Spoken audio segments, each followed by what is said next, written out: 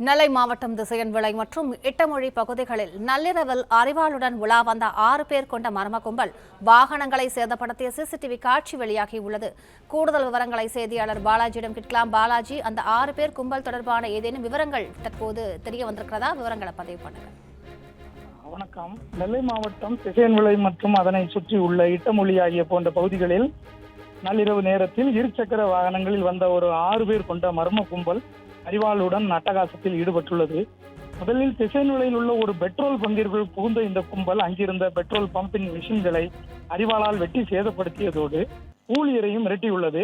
அதன் பின்னர் அங்கிருந்து அருகில் உள்ள இட்டமொழி வழிநெடுகிலும் நிறுத்தி வைக்கப்பட்டிருந்த ஆட்டோ, வேன், டிராக்டர் உள்ளிட்ட பல்வேறு வாகனங்களின் கண்ணாடிகளை அரிவாளால் அடித்து நொறுக்கியுள்ளனர்.